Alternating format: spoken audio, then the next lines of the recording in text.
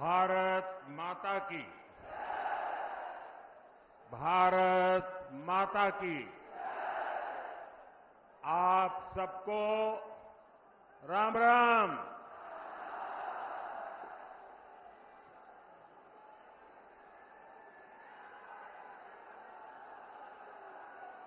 मेरठ की ये धरती क्रांति और क्रांति वीरों की धरती है। इस धरती पर बाबा अवगढ़ धाम उसका आशीर्वाद है। इस धरती ने चौधरी चरण सिंह जैसे महान सपूत देश को दिए हैं। हमारी सरकार को उन्हें भारत रत्न देने का सौभाग्य मिला है। मैं चौधरी साहब को आदरपूर्वक श्रद्धांजलि अर्पित करता हूं, नमन करता हूं। साथियों, मेरठ की इस धरती के साथ ही मेरा कुछ अलग ही रिश्ता है।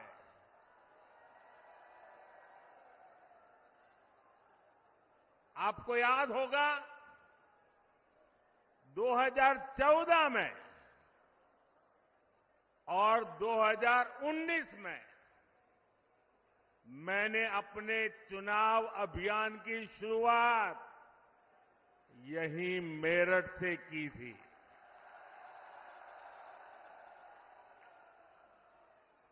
अब 2024 के चुनाव की पहली रैली मेरठ में ही हो रही है। साथियों, 2024 का ये चुनाव सिर्फ एक सरकार बनाने का चुनाव नहीं है। कौन सांसद बने कौन न बने इसका चुनाव नहीं है। 2024 का चुनाव विकसित भारत बनाने के लिए है।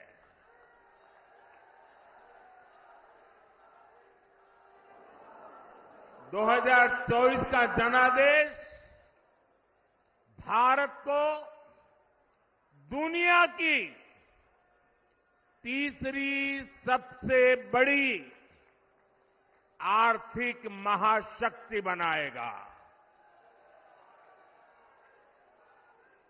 मैं आपको याद कराना चाहता हूं, जब भारत दुनिया में 11वें नंबर की अर्थव्यवस्था था, तो भारत में चारों तरफ गरीबी थी। जब भारत 5वें नंबर पर पहुंचा तो 25 करोड़ देशवासी गरीबी से बाहर निकलने में सफल हुए। और मैं आपको गारंटी देता हूं,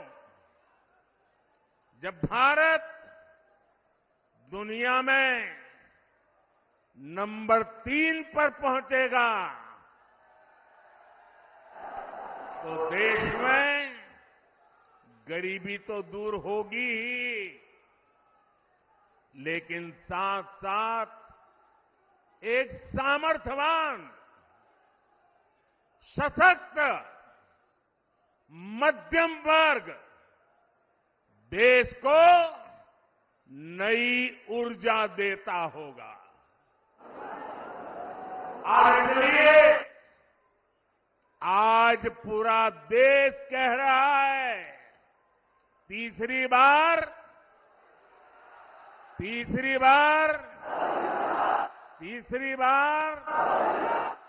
4 जून 4 जून साथियों, मैंने लाल किले से कहा था,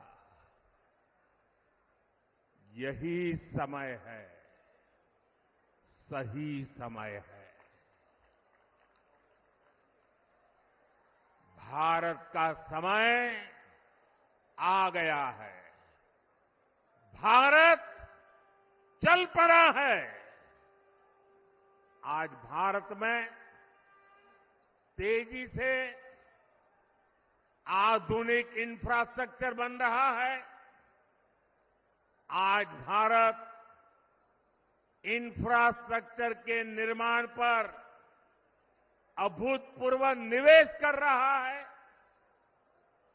आज हर सेक्टर में नौजवानों के लिए अनगिनत नए अवसर बन रहे हैं।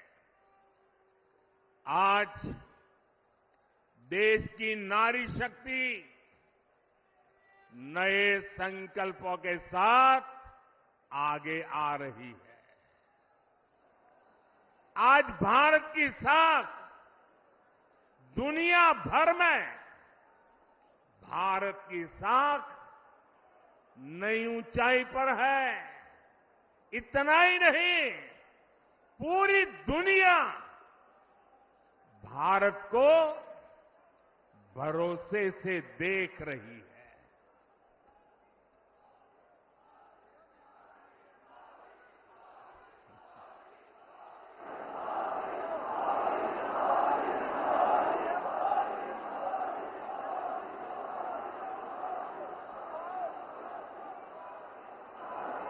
हमारी सरकार भी तीसरे कार्यकाल की तैयारी में अभी से जुट गई है। हम आने वाले 5 साल का रोड मैप बना रहे हैं। नई सरकार बनने के बाद पहले 100 दिनों में हमें कौन कौन से बड़े फैसले लेने हैं, इस पर तेजी से काम चल रहा है। पिछले 10 वर्षों में विकास का जो मोमेंटम बना, वो अब और तेजी से आगे बढ़ेगा। इन 10 वर्षों में तो आपने विकास का ट्रेलर ही देखा है।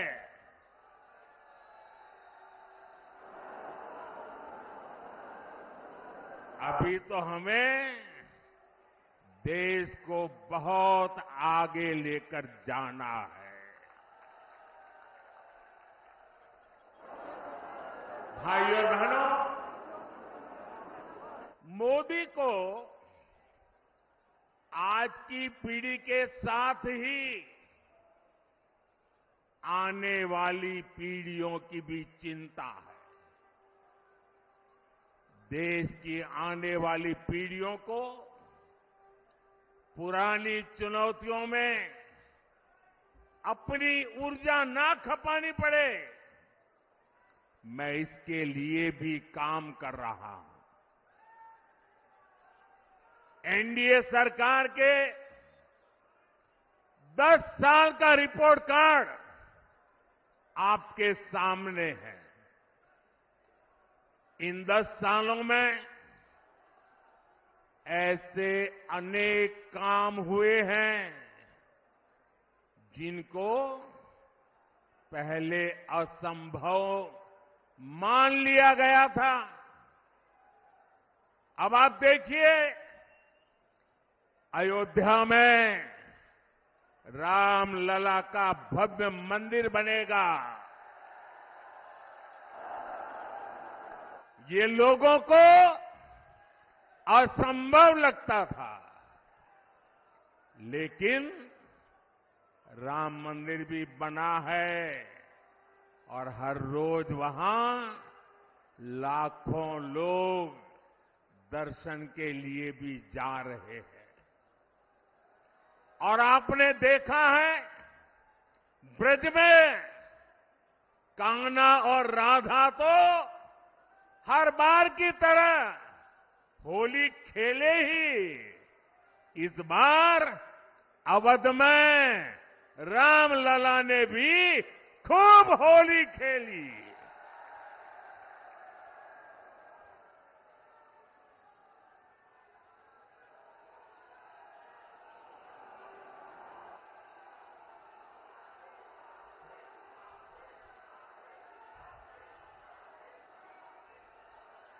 साथियों, हमारे देश में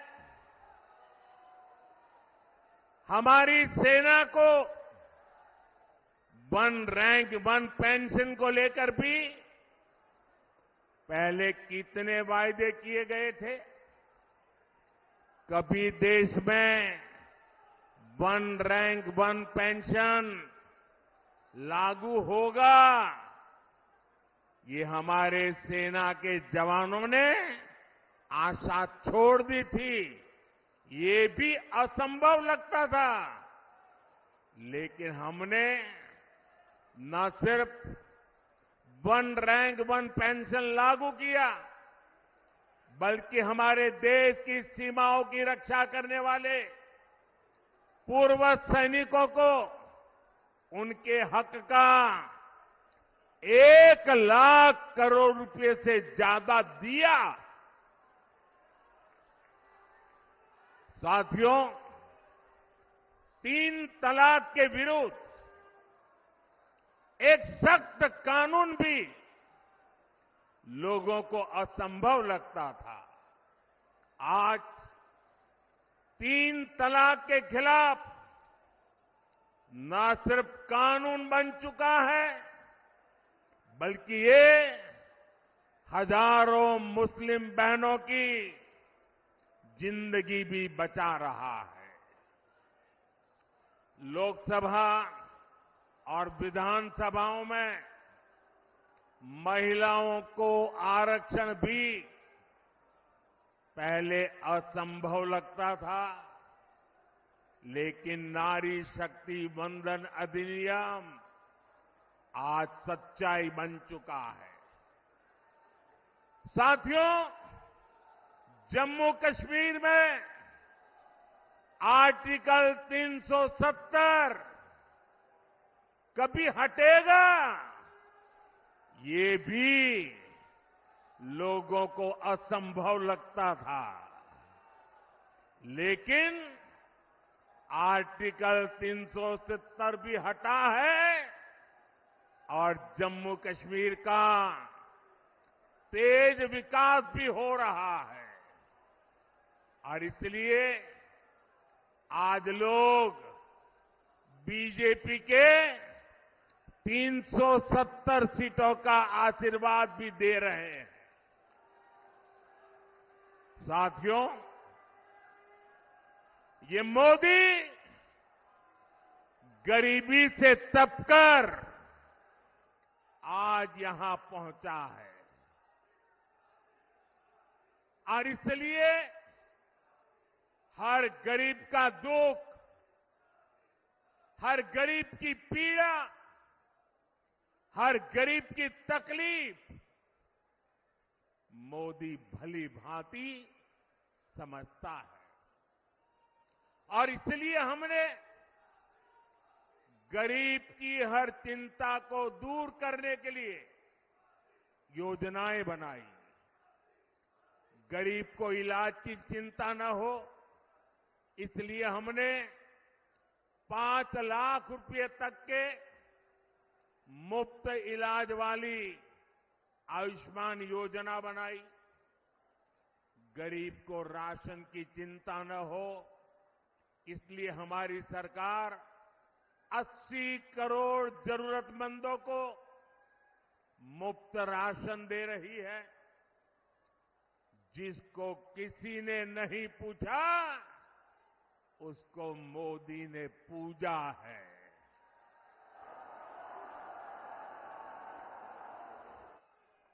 हमने गरीब को सिर्फ सशक्त ही नहीं किया है, बल्कि गरीब को उसका स्वाभिमान हमने लौटाया है। ये हमारी सरकार है जिसने 50 करोड़ गरीबों के बैंक खाते खोले। ये हमारी सरकार है जिसने 4 करोड़ गरीबों को पक्के घर बनाकर दिए हैं। ये हमारी सरकार है जिसने 11 करोड़ से ज्यादा शौचालय बनाकर महिलाओं की गरिमा की रक्षा की है। ये हमारी सरकार है जिसने 2.5 करोड़ से ज्यादा घरों में बिजली कनेक्शन देकर उनके जीवन से अंधेरा दूर किया है। भाइयों और बहनों, बीते 10 वर्ष देश में माताओं, बहनों, बेटियों के लिए सुविधा, सुरक्षा और सम्मान के रहे हैं। आने वाले 5 साल नारी शक्ति की समृद्धि के होने वाले हैं। देश में करोड़ों बहनों, बेटियों को हमने पहली बार उद्यमी बनाया। उनके लिए फौज के दूसरी नौकरियों के दरवाजे खोल दिए। पुलिस हो या फिर अर्धसैनिक बल हो, इसमें आज बेटियों की संख्या 2 गुने से अधिक हो चुकी है। मुद्रा योजना ने करोड़ों बहनों को पहली बार अपना बिजनेस शुरू करने का संबल दिया है। पिछले 10 वर्षों में 10 करोड़ बहनें स्वयं सहायता समूहों से जुड़ी है। इससे गांव की हमारी बहनों को अतिरिक्त कमाई होने लगी है और मोदी का सपना भी है और मोदी की गारंटी भी है। अब देश की 3 करोड़ महिलाओं को ये मोदी की गारंटी सुन लीजिए और 2029 में मेरे से हिसाब भी मांग लेना। ये मोदी की गारंटी है। 3 करोड़ महिलाओं को लखपति दीदी बनाने पर काम कर रहा है। साथियों, नमो ड्रोन दीदी योजना भी गांव में बहनों का भाग्य बदलने जा रही है। इसके तहत महिला स्वयं सहायता समूहों को आधुनिक ड्रोन दिए जा रहे हैं। ये ड्रोन हमारी खेती का भविष्य बदलने वाले हैं, खेती का काम आसान करने वाले हैं। जब गांव की बेटियां ड्रोन पायलट बनेगी तो उनका गौरव भी बढ़ेगा, उनकी कमाई भी बढ़ेगी और किसानी भी सरल हो जाएगी। साथियों, बीते 10 वर्षों में देश ने देखा है कि भ्रष्टाचार के खिलाफ कितनी बड़ी लड़ाई हमने शुरू की है। हमने सुनिश्चित किया है गरीब का पैसा बीच में कोई और न हड़प पाए। हमारी सरकार ने कागजों से 10 करोड़ फर्जी लाभार्थी हटाए हैं। आप हैरान हो जाएंगे। पहले ऐसी सरकार चलती थी जिसका जन्म नहीं हुआ, ऐसे लोगों के नाम पर पैसे जाते थे। ऐसे 10 करोड़ नाम हटाने की मोदी ने हिम्मत की है।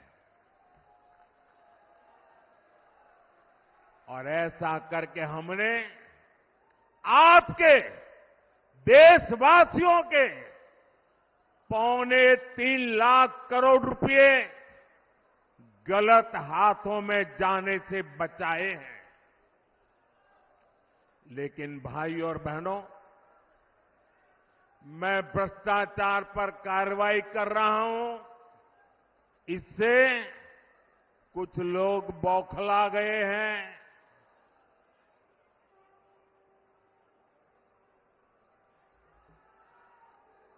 वो अपना आपा खो बैठे हैं। और मेरे प्यारे देशवासियों, मैं कहता हूं,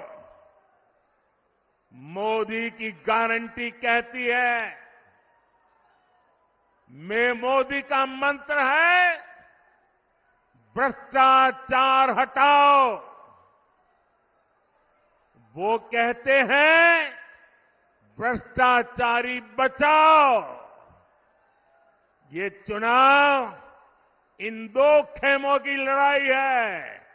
एक खेमा एनडीए का, जो भ्रष्टाचार हटाने के लिए मैदान में है।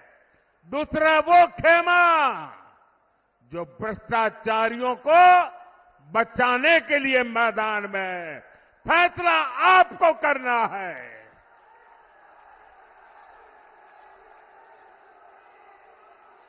क्या भ्रष्टाचारियों को बचाना है? क्या भ्रष्टाचारियों को बचाना है? क्या भ्रष्टाचारियों को बचाना है? भ्रष्टाचार जाना चाहिए कि नहीं जाना चाहिए? भ्रष्टाचार हटना चाहिए कि नहीं हटना चाहिए? भ्रष्टाचार खत्म होना चाहिए कि नहीं होना चाहिए? और इसलिए भाइयों बहनों, जब मोदी पूरी ताकत से भ्रष्टाचार के खिलाफ लड़ाई लड़ रहा है, तो इन लोगों ने मिलकर एक इंडी गठबंधन भी बना लिया है। इनको लगता है कि मोदी इनसे डर जाएगा, लेकिन मेरे लिए मेरा भारत मेरा परिवार है। मेरा भारत मेरा परिवार है। मैं अपने देश को भ्रष्टाचारियों से बचाने के लिए जो कदम उठाए जा रहे हैं, उनके खिलाफ एक बहुत बड़ी लड़ाई लड़ रही हूं। और इसलिए बड़े बड़े भ्रष्टाचारी आज सलाखों के पीछे हैं।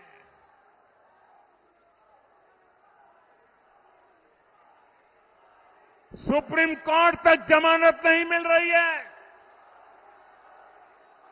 और इसलिए कई बड़े बड़े भ्रष्टाचारियों को कोर्ट के चक्कर लगाने पड़ रहे हैं। और इसलिए पूरे देश में आपने टीवी पे देखा होगा, कहीं बिस्तर के नीचे से नोटों को ढेर निकल रहे हैं, कहीं दीवारों से नोटों के ढेर निकल रहे हैं। और अभी तो मैंने देखा, वॉशिंग मशीन में नोटों के ढेर थे।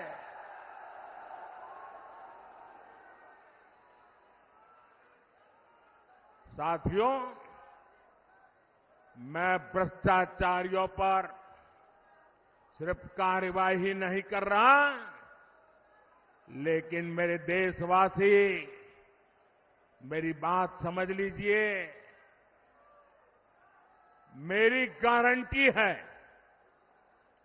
इन भ्रष्टाचारियों ने, इन बेईमानों ने जिसका धन लूटा है, उस धन को मैं लौटा भी रहा हूं। कांग्रेस की सरकार के दौरान गरीबों का, छोटे निवेशकों का, बैंकों का हजारों करोड़ रुपए हड़प लिया गया था। आपको खुशी होगी साथियों, हमने भ्रष्टाचारियों की संपत्ति जब्त करके 17,000 करोड़ रुपए, कितने? 17,000 करोड़ रुपए। कितने? 17,000 करोड़ रुपए से ज्यादा मैंने उन जिनके पैसे गए थे उनको वापस लौटा दिया है। जिनका पैसा गया है उनके पैसे वापस मिले, इसके लिए मैं लगातार काम कर रहा हूं। ईडी ने जो संपत्ति जब्त की है, और अगर रिकॉर्ड मिलता है ये जिसके पैसे हैं उसी से पैसे गए हैं, तो मोदी आपके पैसे वापस दिलवाने के लिए जी जान से लड़ने वाला है। और मैं आज मेरठ की ये धरती, क्रांतिकारियों की धरती, वीरों की धरती से भ्रष्टाचारियों को साफ साफ कह रहा हूं, भ्रष्टाचारी कान खोल के सुन ले। ये मोदी पर चाहे कितने भी हमले करे, ये मोदी है, रुकने वाला नहीं है।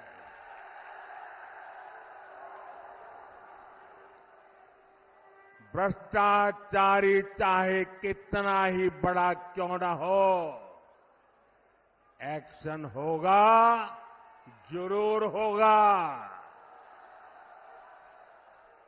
जिसने देश को लूटा है उसे लौटाना ही पड़ेगा, ये मोदी की गारंटी है।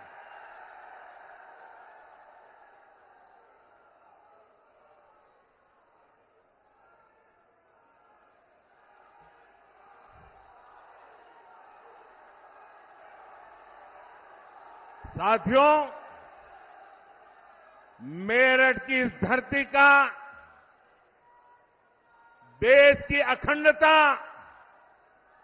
और एकता से बड़ा रिश्ता रहा है। ये स्वतंत्रता सेनानी वीर मंगल पांडे की कर्मभूमि है। ये धरती धनसिंह कोतवाल जैसे शूरवीर की धरती है। शौर्य की इस धरती से आज मैं पूरे देश को बताना चाहता हूं कि कैसे कांग्रेस और इंडी अलायंस देश की अखंडता और देश की एकता को तोड़ते रहे हैं। आज ही कांग्रेस का ये एक और देश विरोधी कारनामा देश के सामने आया है। तमिलनाडु में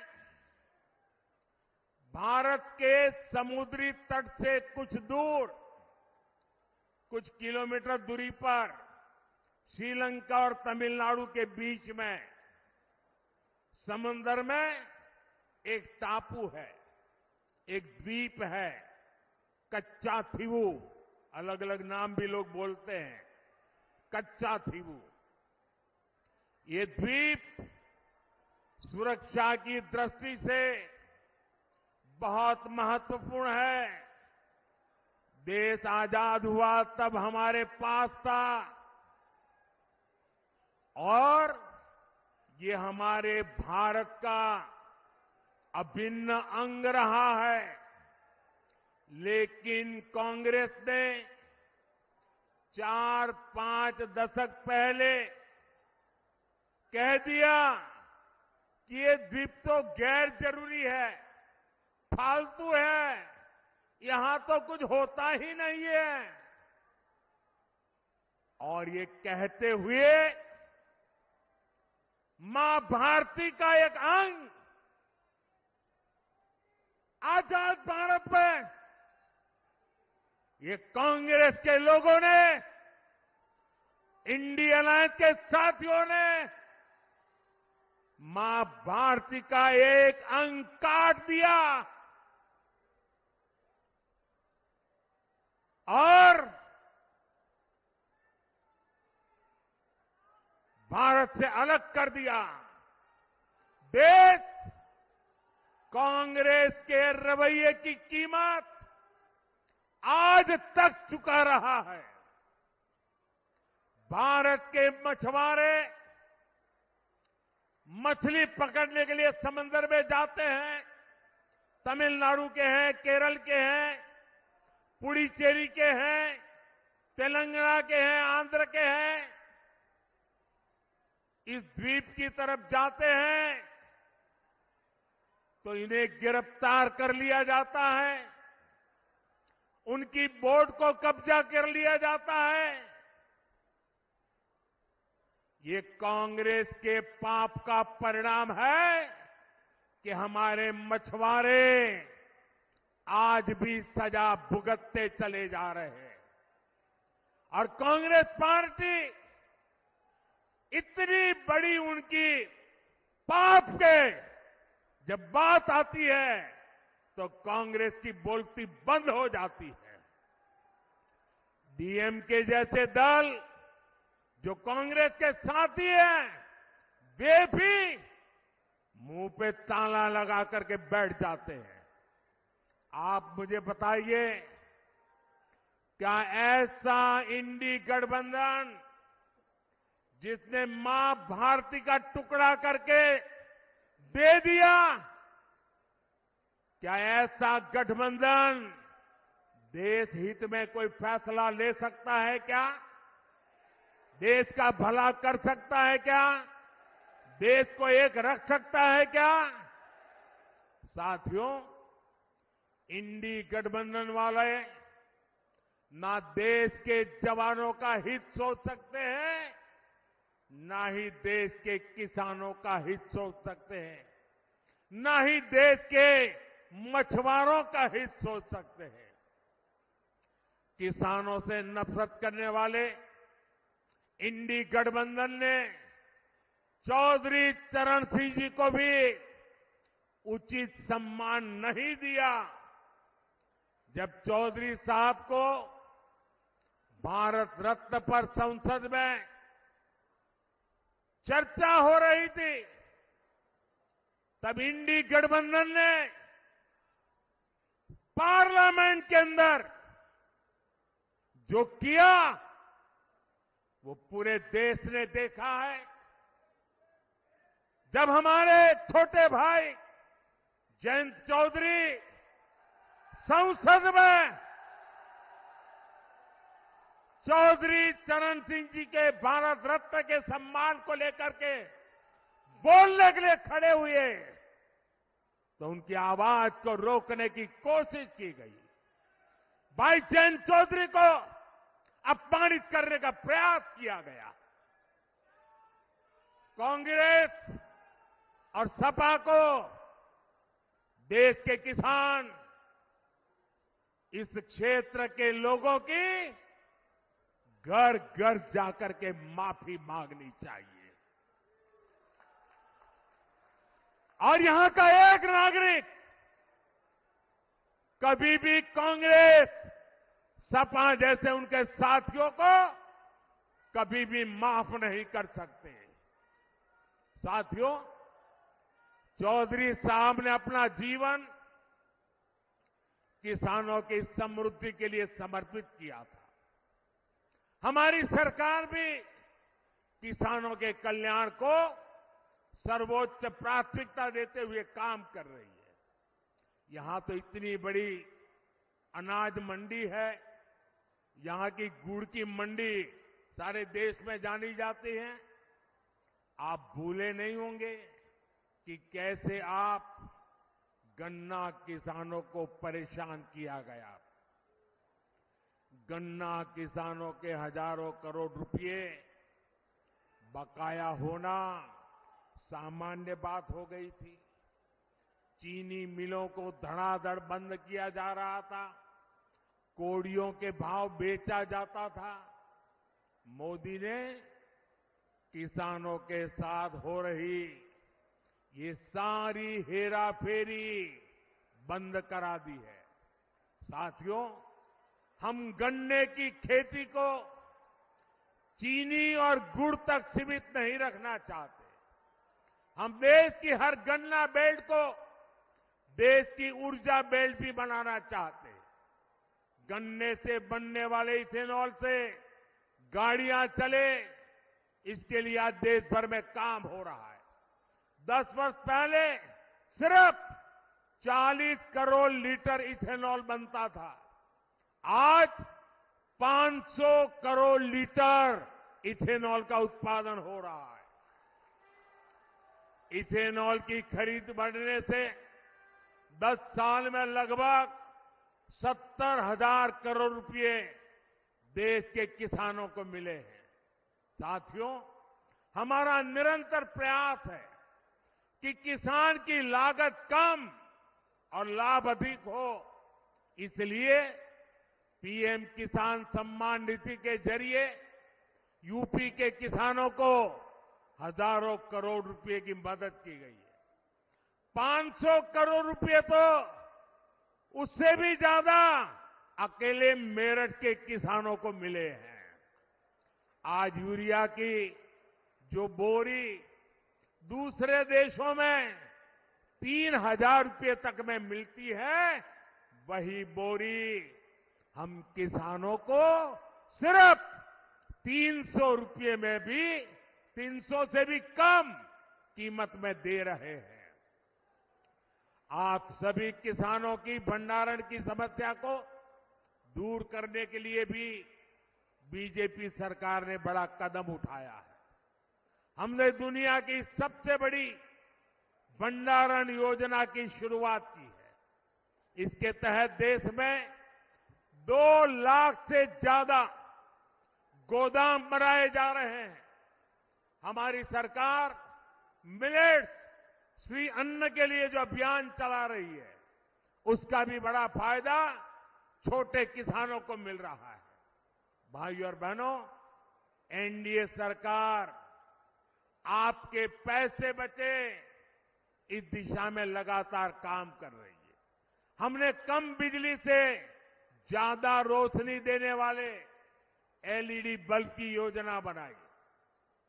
इससे गरीब और मध्यम वर्ग के बिजली बिल में हजारों करोड़ रुपए बचे। अब हम एक नई योजना लेकर आए हैं और मैं तो चाहूंगा इस क्षेत्र के लोग इस योजना का भरपूर फायदा उठाएं। हमारी नई योजना है पीएम सूर्य घर मुफ्त बिजली योजना। इसके तहत आपके घर का बिजली का बिल 0,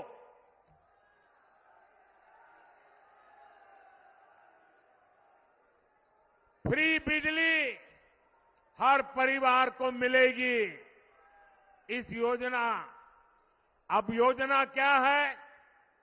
घर की छत पर सोलर प्लांट लगाने के लिए लगभग 75,000 रुपये तक सरकार मदद करेगी। कुछ हफ्ते पहले योजना शुरू हुई है।